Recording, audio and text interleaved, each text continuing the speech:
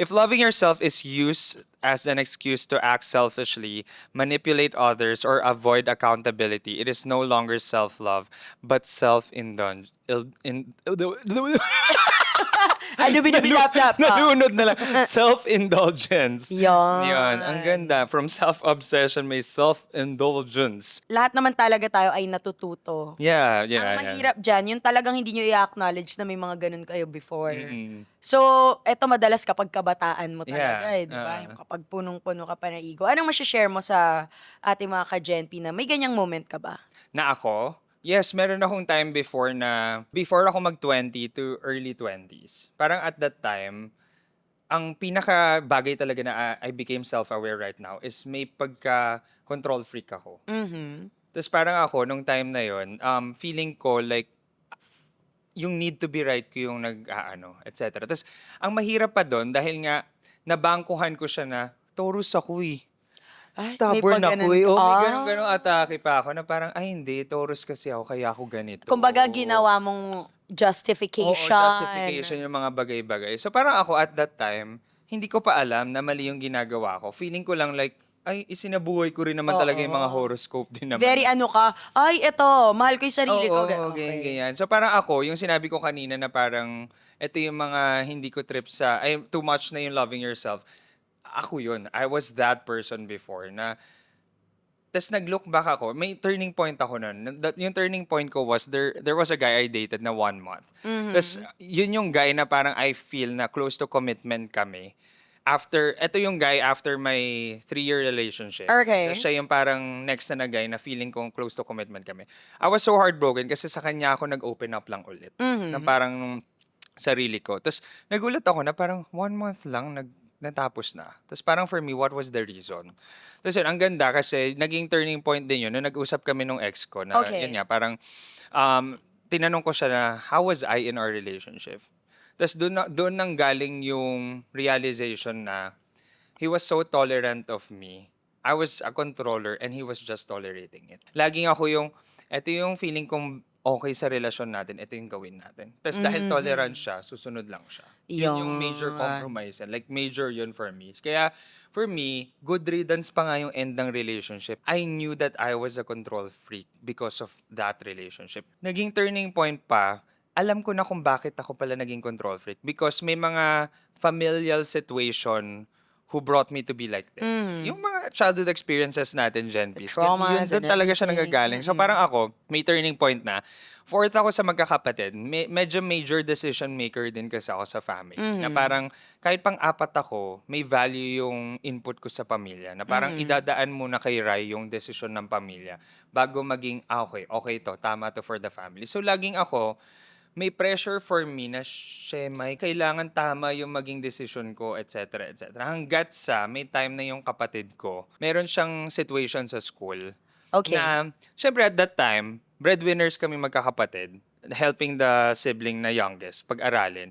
Meron siyang parang, shocks sila ate yung nagpapaaral, etc. Kailangan galingan ko, etc. Tapos may time na mag-iiba ata siya ng path sa school. Eh syempre like, tinituitionan na siya at that time. So parang magkakaroon, kumbaga sa finances, mag-a-add, magdadagdag, etc.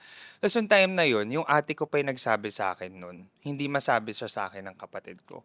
Tapos ang mali ng response ko at that time, because my response was, bakit ka magbabago ng ano? Di ba ito yung usapan natin? Ito yung dapat na mangyari sa'yo, di ba? Ito na siya, blah, blah, blah, blah, blah, blah. Dinidikta mo na. Oo, na parang ako, hindi ko na-realize na buhay niya nga pala yun. Yes. No? Blah, blah, blah, blah, blah, blah. So, ako for me, yun yung self-indulgence moment ko. Na parang, because I thought I was right all the time, hindi ko alam na control freak ako. Halos, nalalabas ko rin siya sa relationships, Yes. etc. So, yun yung maling behavior na. Yeah, na Pero na-correct in all ko fairness, talaga. na-acknowledge mo siya na Yeah, tama. yeah. Okay. How about you? May ganun kang situation? Ako before? naman, siguro yung maling behavior na tinry ko rin talaga baguhin the hard way. And natutunan ko the hard way na dahil sa self-love, nung kabataan ko, naging masakit ako magsalita. Mm. Kasi lumaki ako sa household na ang tama-tama, ang mali-mali. Mm. So, akala ko parang lahat, kumbaga para siyang ang expectation ko kung paano ako, ganun din yung ibang tao. Yung ganun ba? Gets. Na minsan nagkakaroon ng disconnect. Like, kunwari, kay Direk, nung bago-bago kami, may mga times dati na masakit ako magsalita, lalo kapag feeling ko ako yung tama. Dahil nga mahal na mahal ko talaga yung sarili ko, yung values ko na pinaniniwalaan ko, na pwede namang mapag-usapan pa rin in a manner na hindi ka masakit magsalita.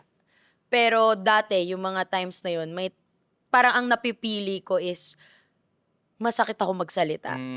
Pero very grateful din ako na kinall out niya ako doon. Ni Direk. And and Ganda, natama yeah. sa akin yun na like, oo nga naman, bakit ba parang lagi ako naka-fight mode? Hindi Pwede pwedeng naman kami malumanay lang, mag-usap. yeah. So siguro yun yung behavior ko talaga na nagpasalamat din talaga akong kinall out niya. Kasi wala, parang mas masaya din ang buhay, mas kalmado na, oo nga, pwede naman kami mag-usap lang. Ganon. Ganda. Na ipapasok ko tong nabunot ko. Ano yung Siguro nabunot mo? doon nakarelate yung nangyari sa akin. When it leads to a lack of empathy. Kasi in a way, dati, syempre pinaglalaban ko, tama ako, hindi ko na naisip ano bang mararamdaman ng kausap ko, Yeah. ganyan. So ayan, true self-love includes respect and kindness for others. If loving yourself makes you dismissive of other people's feelings, struggles, or needs, it may have gone too far. And I have. But we changed.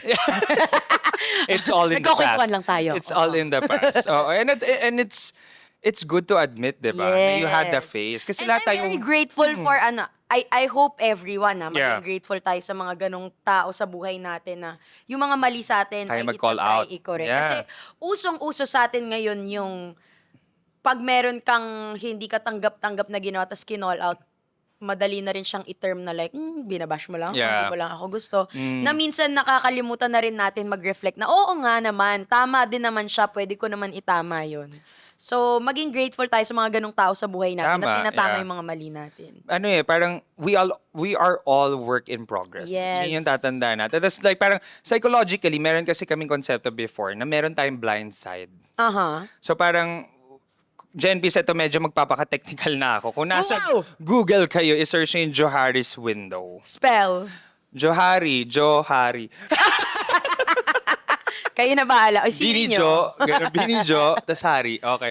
Pero yun, like, meron tayong blind side. May blind spot tayo. Yun yung parang hindi natin nakikita na ibang tao. Kaya it's Yes. good that you have people that you call sounding board. Like, kunyari ako with Ekang, I feel that Ekang is a safe space. Na parang whenever I feel na, Ekang, anong thoughts mo sa ganito, etc. Vina-value ko yung thought niya. Kasi for me, may mga blind spot ako na, Mari, baka ganito siya, baka ganito, blah, blah, blah. Tapos like minsan, oo nga, hindi ko to napansin, etc., etc. And it So, has like, it has to work both ways. yeah, you have to be open-minded. And she has to have that empathetic sense na sasabihin niya sa akin in a manner that I won't feel attacked, but I will feel But na at the she's same just time, honest din empathizing. talaga yung Yeah. mga